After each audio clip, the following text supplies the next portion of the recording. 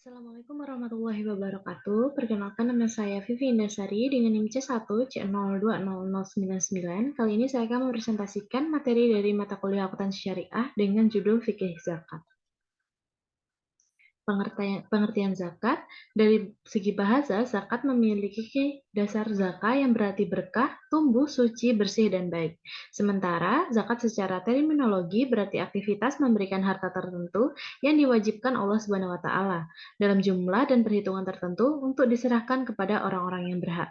Berdasarkan pengertian tersebut, zakat tidaklah sama dengan donasi, sumbangan, atau sedekah yang bersifat sukarela. Zakat merupakan suatu kewajiban muslim yang harus ditunaikan dan bukan merupakan hak sehingga kita tidak dapat memilih untuk membayar atau tidak.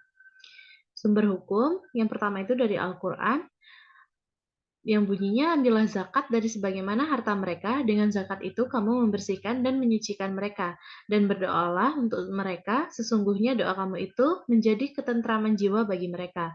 Dan Allah Maha Mendengar lagi Maha Mengetahui. Quran Surah At-Taubah ayat 103. Yang kedua, sumber hukum dari As-Sunnah.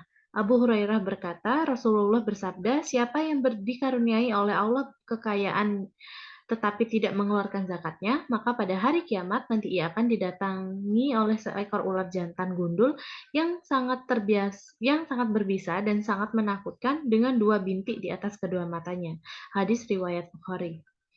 Jenis zakat yang pertama itu ada zakat fitrah, yakni zakat yang wajib dikeluarkan muslim menjelang Idul Fitri pada bulan suci Ramadan. Yang kedua, zakat mal atau harta. Berbeda dengan zakat fitrah, zakat mal adalah zakat harta yang wajib dikeluarkan seorang muslim sesuai dengan nisab dan haulnya. Yang ketiga, zakat penghasilan, yakni jika kita mempunyai penghasilan per bulannya, sebaiknya kita mulai memikirkan berapa banyak zakat penghasilan kita. Yang keempat ada zakat pertanian. Zakat pertanian tentunya identik dengan hasil pertanian. Dan yang terakhir, zakat perniagaan. Zakat perniagaan adalah zakat yang dikeluarkan dari harta niaga. Objek zakat harta ya harus halal, milik penuh, berkembang, cukup nizab, cukup haul, bebas dari hutang, dan lebih dari kebutuhan pokok.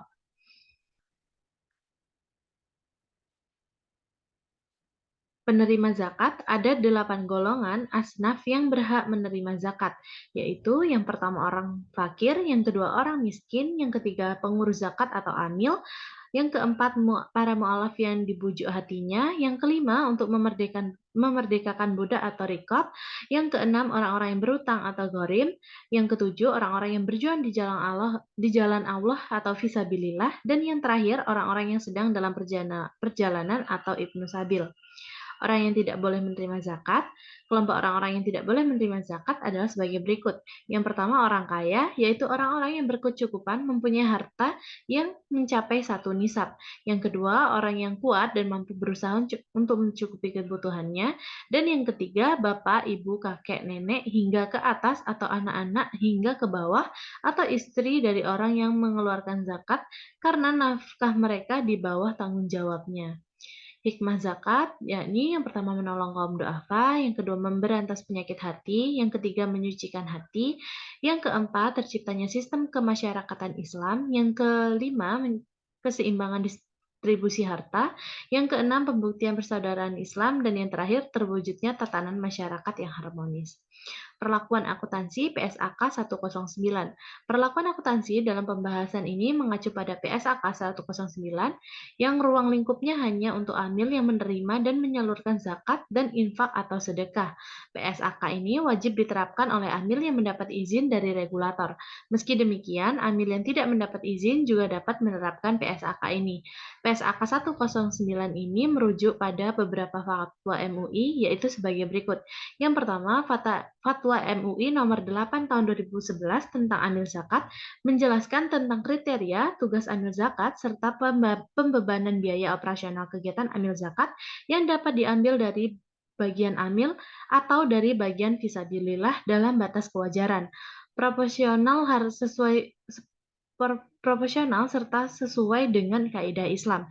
Yang kedua, Fatwa MUI nomor 13 tahun 2011 tentang hukum zakat atas harta haram, di mana zakat harus ditunaikan dari harta yang halal, baik jenis maupun cara perolehannya.